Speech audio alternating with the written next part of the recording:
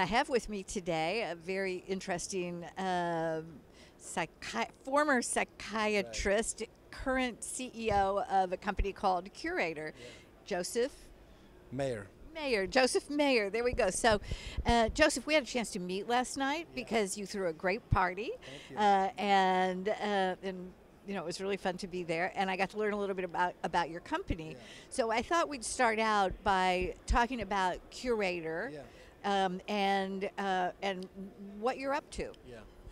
So just going to give you the background. Cureatr, it's a mobile care coordination company that I actually co-founded in 2011 with while I was a resident at Mount Sinai. So Listen, guys, he co-founded this when he was a resident. right. So it was actually my intern year, which was probably the You didn't have any scut work to do?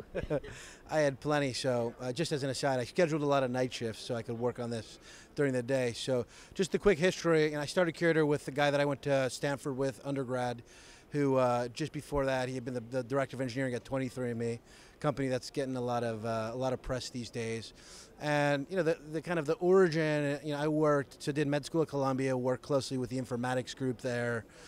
I went on to do my residency at Sinai and was very much focused on workflow research. So how can we improve day of discharge coordination of care? How can we improve, inside the four wall and even kind of cross continuum coordination of care? So kind of with that in mind, and then my own experiences, your first year of any residency is primarily medicine. I experienced a lot of the frustrations firsthand around pagers, EMRs, all of these things that sort of disrupt our workflow. So yeah, all these great modern technologies that we're still using, like pagers and fax. Right. Doctors and drug dealers, right? So, Alex and I kind of effectively moved in together, and during my intern year, we built out the first version of Cureatr, sort of a fairly simple, I'll use it because it's in the news, WhatsApp kind of for doctors, which is HIPAA secure. Wait, did I just hear you say WhatsApp for doctors? At its core level, that was what we first built, right? So we took, all the rules and requirements for HIPAA compliance and security and kind of all of the things we knew about provider workflow and built effectively secure group messaging that did a couple simple things on top of messaging. It's patient-centric, so there, instead of a subject, there's a patient field, and you can put that in manually or pull that in from other hospital systems. We'll also tie into shift scheduling directory systems and just make it really easy to log in. So at Sinai, we were using Epic. We made it so it was single sign-on with our Epic login. At other hospitals, Allscripts, Cerner, kind of just make it really easy to get the providers on, kind of making the right choice from a compliance perspective, the easy choice, but building in other features like directory, prioritization, patient-centric that kind of go above and beyond the value prop there. And so, that was about 2 years ago, and it's been a long and exciting journey since then. And wait. 2 years is really not a long time to get all that done. Yeah. So since then, we've had a good run.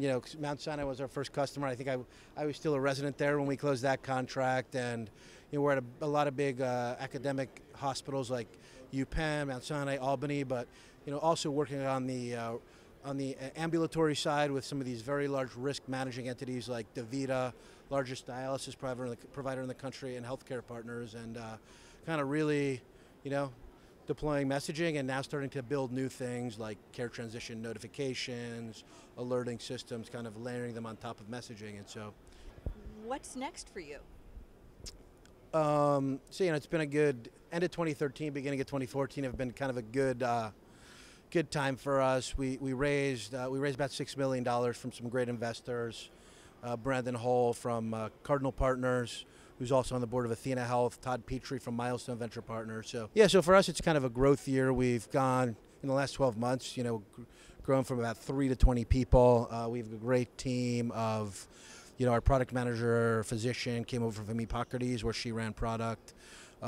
We have a number of experienced folks selling and implementing secure messaging, but also kind of, for us, it's about the year of kind of what comes after messaging. We've proven now repeatedly that we can sell and then drive adoption and ROI around messaging. Penn's a great example. They have 1,000 people using Cureatr, on average sending 10 messages a day. Doctors are saving 60 to 90 minutes. Nurses are saving 45 to 60 minutes a day.